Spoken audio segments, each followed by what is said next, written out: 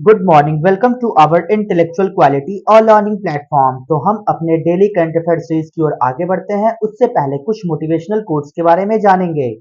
जो लोग वास्तव में कुछ करना चाहते हैं उन्हें रास्ता मिल जाता है, लेकिन जो लोग कुछ करना नहीं चाहते वे बहाना खोज लेते हैं।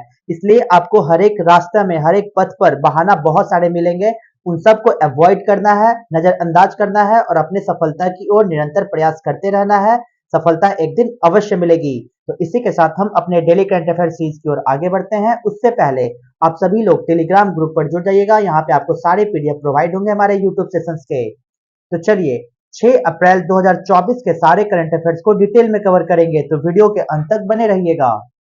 क्वेश्चन नंबर 1, हाल ही में दुनिया के पहले डाक टिकट कॉपर स्टैंप की 250वीं वर्षगांठ का जश्न कहां आयोजित किया गया? तो राइट आंसर का बिहार। बिहार स्टेट में हाल ही में सेलिब्रेट किए गए 250th anniversary of the world's first postal stamp, जो एक कॉपर स्टैंप है, जिसको हाल ही में बिहार स्टेट के द्वारा आयोजित किया गया। तो जानते हैं इसके डिटेल पॉइंट्स के बारे में। पटना जीपीओ बिहार दुनिया के पहले डाक टिकट कॉपर स्टैंप के लॉन्च के 250वें वर्ष का जश्न मना रहा है। यह डाक टिकट पटना से जारी किया गया था, जिसे उस समय अजीमाबाद के नाम से जाना जाता था। तो यहाँ पे आपको सबसे इंटरेस्टिंग फैक्ट ये याद रखनी होगी कि हाल ही में बिहार स्टेट के पटना जीपीओ के द्वारा 250th year of launch world का दुनिया का पहला पोस्टल स्टैंप, जो कि एक कॉपर स्टैंप है, इसको प्रकाशित किया गया है, इसको लॉन्च किया गया। इसी के दौरान आपको ये भी पॉइंट्स याद रखने होंगे, ये जो स्टाम्प है वो उस समय लॉन्च हुआ था, उस समय हमारे पटना का नाम क्या था? तो अजीमाबाद नाम था। तो जानते हैं इसके और भी डिटेल पॉइंट्स के बारे में। एक समारोह में बिहार पोस्टल सर्कल के मुख्य post master general Anil Kumar ने तांबे के टिकट पर विशेष कवर जारी किया। साल भर चलने वाला उत्सव 31 मार्च 2024 को ये शुरू किया गया। इसी के दौरान बिहार विशेष रूप से पटना के लिए एक ऐतिहासिक क्षण है, क्योंकि यह इतिहास में 1774 में प्रीपेड टिकट टोकन के रूप में कॉपर टिकट लॉन्च करने वाला दुनिया के पहले स्थान के रूप में दर्ज हो गया है। और इसी के दौरान तांबे की मुहर को 160 मील की दूरी पर डाक पहुंचाने के शुल्क के रूप में लॉन्च किया गया था। तो यहाँ पे सारे इंटरेस्टिंग फैक्ट्स को याद रखना होगा कि हाल ही में वो कौन सा स्टेट है जिन्होंने 250th ईयर बनाई है, जो दुनिया का पहला postal stamp as a copper stamp के रूप में पब्लिश किया है। तो वो हमारा स्टेट बिहार के पटना के जीपीओ में इसे लॉन्च किया गया। उस समय जब लॉन्च की गई थी तो उस समय पटना का नाम क्या था? तो अजीमाबाद नाम था, और इसकी 250वीं वर्षगांठ को सेलिब्रेट किया जा रहा है। तो चलते हैं अपने नेक्स्ट क्वेश्चन नंबर 2 की ओर। हाल ही में लॉन्च हुई भारत के एआई सॉफ्टवेयर इंजीनियर कौन है? तो राइट आंसर होगा देविका। देविका को हाल ही में लॉन्च किया है, जो पूरी तरीके से artificial intelligence software engineer of India पे वर्क करेगी। इनका नाम क्या रखा गया है? तो देविका। देविका को लॉन्च किया गया है as a artificial intelligence software engineer के रूप में। तो जानते हैं इनके डिटेल पॉइंट्स के बारे में। संयुक्त राज्य अमेरिका, जिसे हम लोग यूनाइटेड स्टेट ऑफ अमेरिका कहते हैं, इनके द्वारा कॉन्गिसन लैब्स द्वारा बनाए गए दुनिया के पहले एआई सॉफ्टवेयर इंजीनियर डेविन के बाद भारत ने अपना खुद का AI software engineer Devika launch किया है। तो यहाँ पे सबसे इंटरेस्टिंग फैक्ट ये याद रखनी होगी कि हाल ही में यूएसए के द्वारा दुनिया के सबसे पहले एक एआई सॉफ्टवेयर इंजीनियर को लॉन्च किया गया था। उसका नाम क्या था? तो डेविन नाम था। और यहाँ पे एक और इंटरेस्टिंग फैक्ट्स को आपको नोट करके चलना होगा कि इसी के दौरान हमारे इंडिया ने भी अपना खुद का एक एआई सॉफ्टवेयर इंजीनियर को बनाया है, जिसका नाम क्या है? देविका। तो ये सारे इंटरेस्टिंग फैक्ट्स को याद रखकर चलनी होगी। और इसी के दौरान हम आपके इसके डिटेल पॉइंट्स के बारे में जानते हैं कि यह ओपन सोर्स प्रोजेक्ट लिमिनल और स्टेशन एआई के केरल स्थित 21 वर्षीय संस्थापक मुफीद वीएच, जिसे हम लोग हमजा कुट्टी के नाम से भी जानते हैं, इनका एक जुनूनी प्रोजेक्ट है, जिसका उद्देश्य डेविन की क्षमताओं को टक्कर देना है। देविका डेविन की तरह मानव निर्देशों को समझने के लिए मशीन लर्निंग, एमएल और प्राकृतिक भाषा प्रसंस्करण का लाभ उठाती है। तो यहाँ पे आपको ये फैक्ट्स को याद रखना होगा। इसके सबसे इंटरेस्टिंग फैक्ट्स यही याद रखना होगा कि भारत ने हाल ही में यूएसए के बाद अपना एक एआई सॉफ्टवेयर इंजीनियर्स देविका को बनाया है, जो पूरी तरीके से टक्कर किसको देगी? तो यूनाइटेड स्टेट ऑफ अमेरिका के एआई सॉफ्टवेयर इंजीनियर डेविन को टक्कर देगी, जो पूरी तरीके से लगते हैं एज अ ह्यूमन की तरह, जो हाल ही में आर्टिफिशियल इंटेलिजेंस सॉफ्टवेयर इंजीनियर के रूप में देविका को बनाया गया, जो हमारे इंडिया से बिलोंग रखता है। तो चलते हैं नेक्स्ट इसके डिटेल फैक्ट्स के बारे में कि हालांकि देविका उन निर्देशों को लेने और उन्हें क्रियाशील कार्यों में विभाजित करने पर ध्यान केंद्रित करती है। इसके बाद यह अपना स्वयं का अनुसंधान करता है और निर्धारित लक्ष्यों को प्राप्त करने के लिए स्वायत्त रूप से कोड भी लिखता है। ये जो देविका को लॉन्च किया गया एज ए एआई नवाचार के रूप में, तो इस वैश्विक दौर के दौरान एक और परत को जोड़ता है और खासकर सॉफ्टवेयर विकास क्षेत्र में भी अपना योगदान को देता है। और यह देखना बाकी है कि ये जो एआई उपकरण है वो तकनीकी नौकरी बाजार को कैसे प्रभावित करेगी। लेकिन एक बात निश्चित है कि कोडिंग का भविष्य एक महत्वपूर्ण बदलाव के लिए तैयार हो चुका है। तो यहाँ पे हमारे कुछ भी डिमोशन भी है, डिसएडवांटेज भी है और एडवांटेज भी है। एडवांटेज ये रहेंगे कि अब सारा work as a artificial intelligence के रूप में किया जाएगा, और डिसएडवांटेज ये है कि नौकरी धीरे धीरे अब समाप्त होते जा रही है। तो आपको ये सारे फैक्ट्स को याद रखकर चलना होगा, और इंटरेस्टिंग फैक्ट्स ये याद रखना होगा कि इंडिया ने हाल ही में अपना एक आर्टिफिशियल इंटेलिजेंस सॉफ्टवेयर इंजीनियर को बनाया है, उसका नाम क्या है, देविका नाम है। तो चलते हैं नेक्स्ट क्वेश्चन नंबर 3 की ओर। विश्व के सबसे बुजुर्ग व्यक्ति जुआन विसेंट का हाल ही में 114 वर्ष की आयु में कहां निधन हो गया? तो राइट आंसर का वेनेजुला। वेनेजुला से बिलोंग रखते हैं ये जुआन विसेंट जी, जिनको हाल ही में 114 साल की उम्र में निधन हो गया। और इसी के दौरान इनको ये भी खिताब मिला है कि दुनिया के सबसे ओल्डेस्ट मैन के कैटेगरी में ये अपने नाम को मेंशन किया, जिनकी उम्र 114 वर्ष थी और उसी के दौरान इनकी मृत्यु हो गई। उनका नाम क्या है? तो जुआन विसेंटे, जो कहां से बिलोंग रखते हैं? तो वेनेजुला से। तो जानते हैं इनके डिटेल पॉइंट्स के बारे में। विश्व के सबसे बुजुर्ग व्यक्ति वेनेजुएला के जुआन विसेंट पेरेज का 114 वर्ष की आयु में निधन हो गया। जुआन विसेंट पेरेज का जन्म 27 मई 1909 को एल कोब्रे नामक शहर में हुआ था। फरवरी 2022 में जब पेरेज 112 साल और 253 दिन के थे, तो गिनीज वर्ल्ड रिकॉर्ड्स ने आधिकारिक तौर पर कहा कि वह पूरे दुनिया में सबसे उम्रदराज व्यक्ति थे। इससे वह इतनी लंबी जिंदगी जीने के लिए मशहूर हो गए। तो यहाँ पे एग्जाम के पॉइंट ऑफ व्यू से आपको ये याद रखना होगा कि सबसे दुनिया के ओल्डेस्ट पर्सन के नाम में कौन आता है? तो जुआन विसेंट पेरेज जी आते हैं, जो कहां से बिलोंग रखते हैं? तो वेनेजुला से। हाल ही में इनका निधन हो गया। वो कितनी वर्ष की आयु में इनका निधन हो गया? तो 114 वर्ष की आयु में। आपको ये भी इंटरेस्टिंग फैक्ट्स को याद रखना होगा कि इन्होंने अपने नाम को कब गिनीज वर्ल्ड रिकॉर्ड में मेंशन किया ऑफिशियली रूप से, तो तब इनकी उम्र 112 साल और 253 दिन थी। तो यहाँ पे सारे इंटरेस्टिंग फैक्ट्स को कवर करके चलना होगा। तो चलते हैं इसी के साथ डेली करंट अफेयर सीरीज की क्वेश्चन नंबर 4 की ओर। हाल ही में चुनाव आयोग ने किसे यूथ आइकन नियुक्त किया है? तो राइट आंसर होगा आयुष्मान खुराना को। आयुष्मान खुराना को हाल ही में इलेक्शन कमीशन ऑफ इंडिया के द्वारा यूथ आइकन के रूप में अपॉइंट किए हैं। तो जानते हैं इनके डिटेल पॉइंट्स के बारे में। भारत के चुनाव आयोग, जिसे हम लोग इलेक्शन कमीशन ऑफ इंडिया कहते हैं, इन्होंने आगामी लोकसभा चुनाव में युवाओं को अपने मताधिकार का प्रयोग करने के लिए प्रोत्साहित करने के लिए लोकप्रिय अभिनेता आयुष्मान खुराना को यूथ आइकन नामित किया। इससे पहले अभिनेता राजकुमार राव को भी भारत निर्वाचन आयोग ने नेशनल यूथ आइकन बनाया था। तो यहाँ पे इंटरेस्टिंग फैक्ट्स ये भी याद रखनी होगी कि हाल ही में इलेक्शन कमीशन ऑफ इंडिया के द्वारा यूथ आइकन के रूप में किस एक्टर को बनाया गया है? तो आयुष्मान खुराना को। इससे पहले इलेक्शन कमीशन ऑफ इंडिया के द्वारा किस एक्टर को बनाया गया था? तो राजकुमार राव जी को। इसी के दौरान खुराना ने एक बयान में यह भी कहा कि हर वोट मायने रखता है और हर वोट महत्वपूर्ण भी है।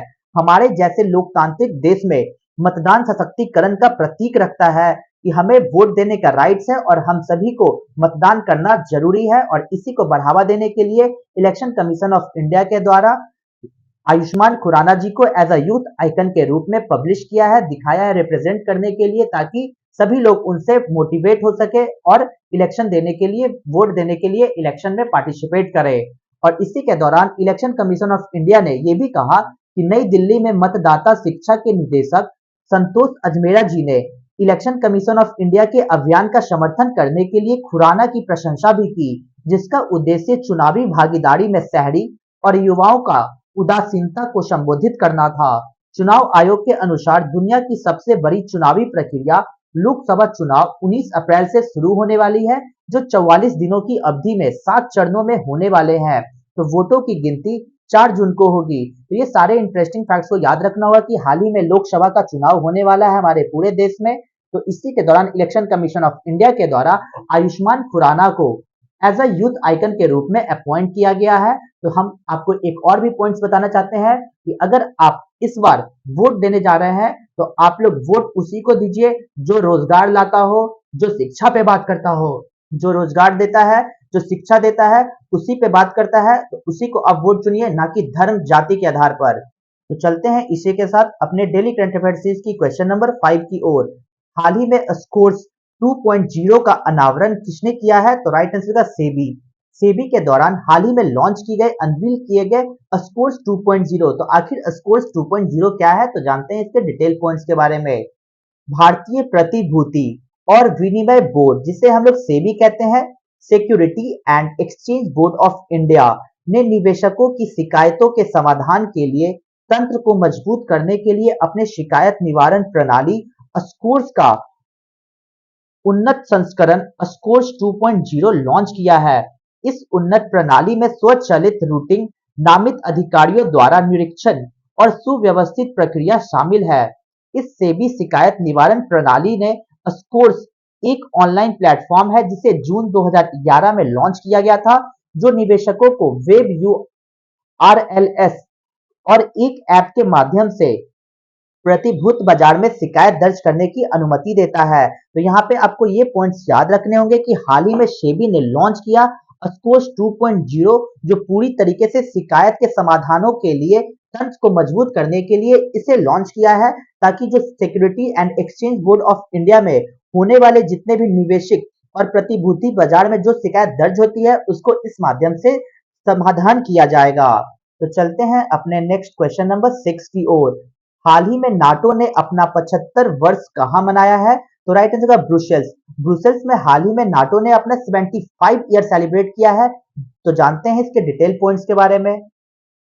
उत्तरी अटलांटिक संधि नाटो, जिसे हम लोग नॉर्थ अटलांटिक ट्रीटी ऑर्गेनाइजेशन कहते हैं, इसके महासचिव जेंस स्टोल्टेनबर्ग ने 4 अप्रैल 2024 को मुख्यालय ब्रुसेल्स, बेल्जियम में यूरोप और उत्तरी अमेरिका में 75 साल की सामूहिक रक्षा का जश्न मनाना के लिए एक समारोह को आयोजन किया। इसी के दौरान जो गठबंधन स्थापित करने वाली संधि पर 4 अप्रैल 1949 को वाशिंगटन, अमेरिका में हस्ताक्षर किए गए थे, जो 9 से 11 जुलाई 2024 तक वाशिंगटन, अमेरिका में नाटो नेताओं के लिए एक प्रमुख उत्सव को योजना भी बनाई गई। और इसी के दौरान 1949 में गठबंधन के 12 संस्थापक सदस्य थे, जिसमें Belgium, Canada, Denmark, France, Iceland, Italy, Luxembourg, Netherlands, Norway, पुर्तगाल, यूनाइटेड किंगडम और संयुक्त राज्य अमेरिका।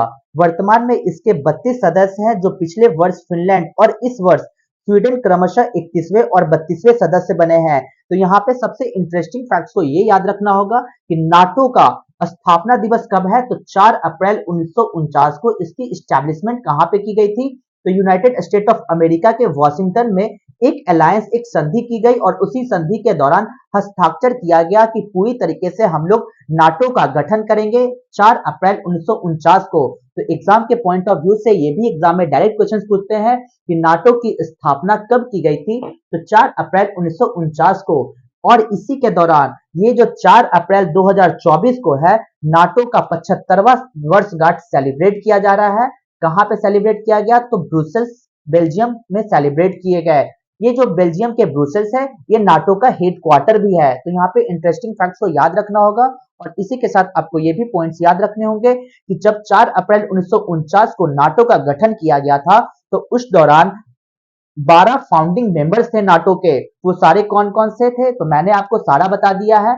और इसी के दौरान हाल ही में एग्जाम पॉइंट ऑफ व्यू से ये भी आता है कि नाटो के सबसे जो 32वें मेंबर है वो कौन बने हैं? तो स्वीडन बने हैं। और 31वें मेंबर कौन बने हैं? तो फिनलैंड।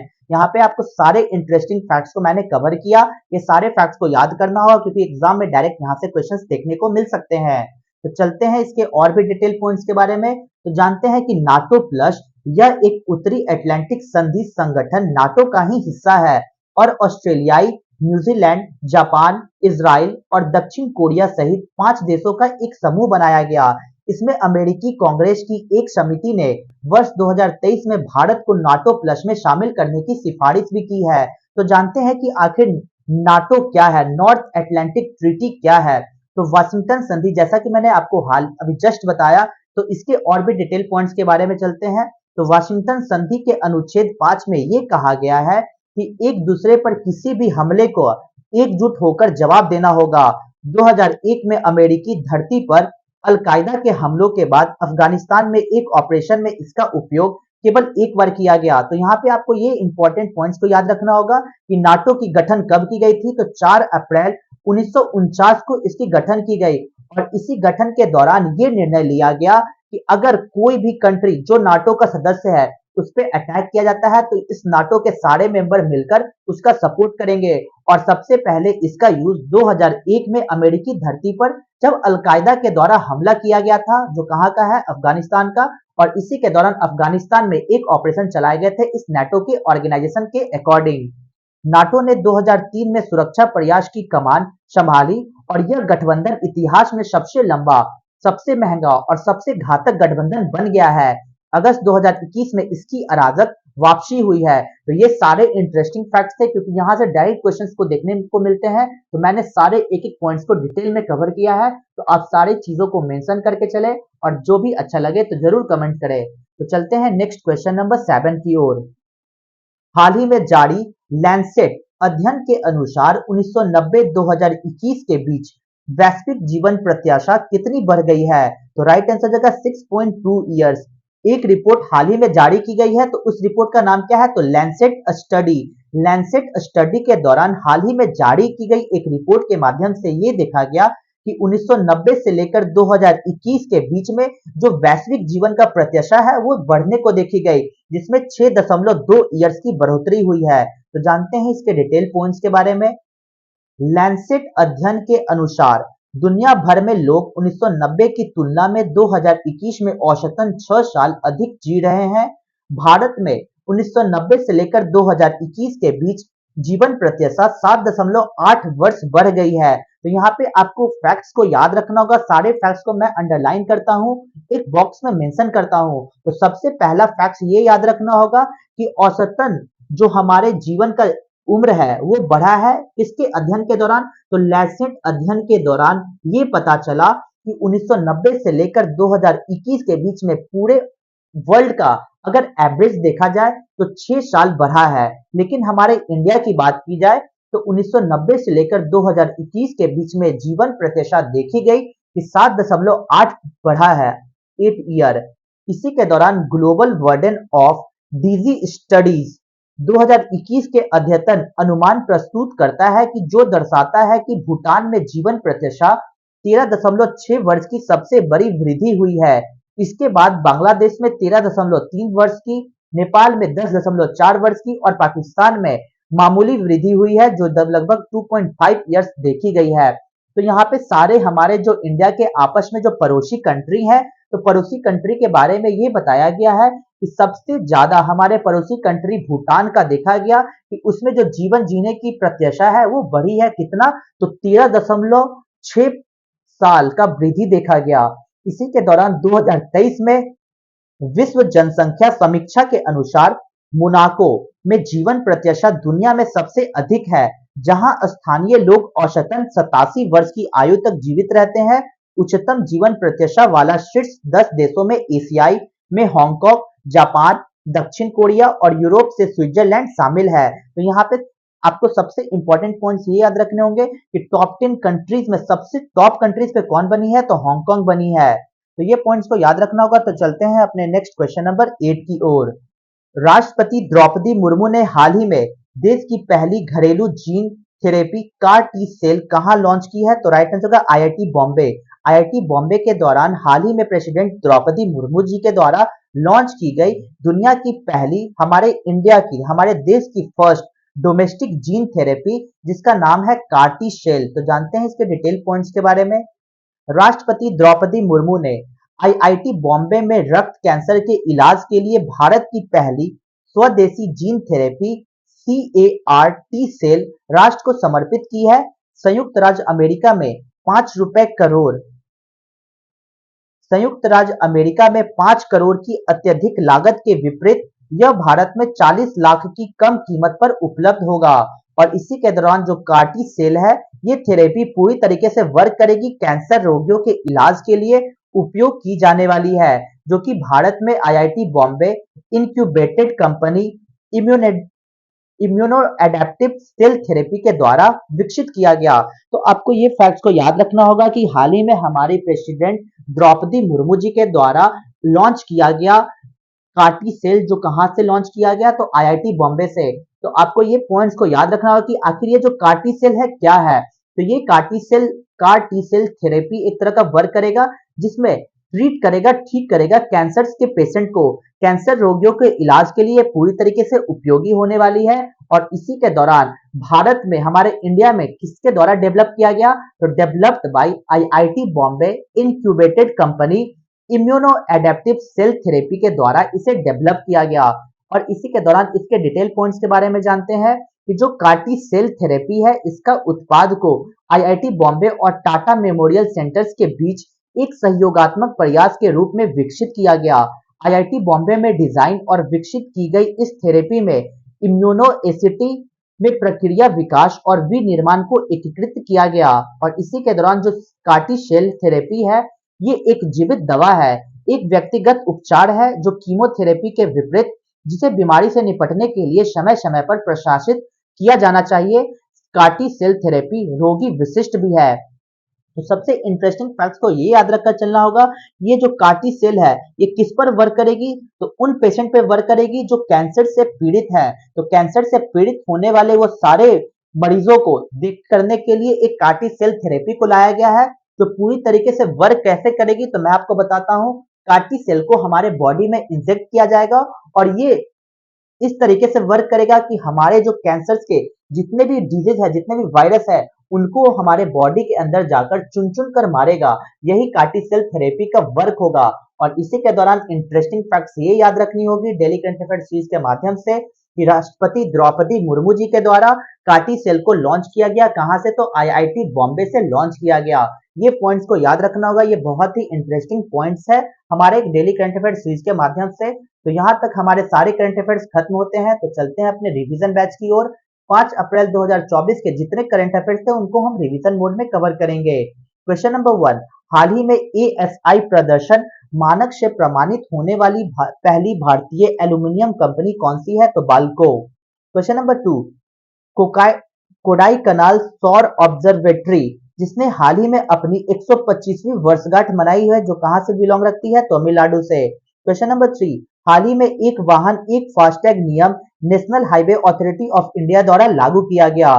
क्वेश्चन नंबर 4, हाल ही में एसोचैम के अध्यक्ष पद पर संजय नायर को नियुक्त किया गया। क्वेश्चन नंबर 5, हाल ही में किस राज्य के माताबाड़ी पेरा प्रसाद और रिग्नाई पजरा टेक्सटाइल को जीआई टैग मिला है, तो त्रिपुरा स्टेट को। क्वेश्चन नंबर 6, विश्व बैंक के अनुसार वर्ष 2024 में भारत की अर्थव्यवस्था की विकास दर 7.5% की अनुमान की गई। क्वेश्चन नंबर 7, हाल ही में किसने प्लाज्मा तापमान को 48 सेकंड तक 100 मिलियन डिग्री बनाए रखने का नया विश्व रिकॉर्ड बनाया है, तो साउथ कोरिया के द्वारा।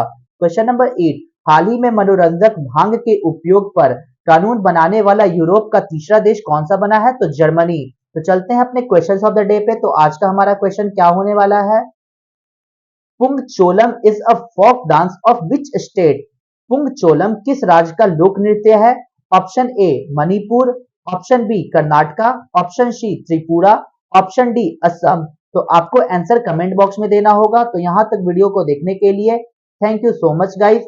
वीडियो को ज्यादा से ज्यादा हो सके तो लाइक शेयर और सब्सक्राइब करें, ताकि और भी कंटेंट आपके पास पहुंच जाए। जय हिंद, जय भारत दोस्तों।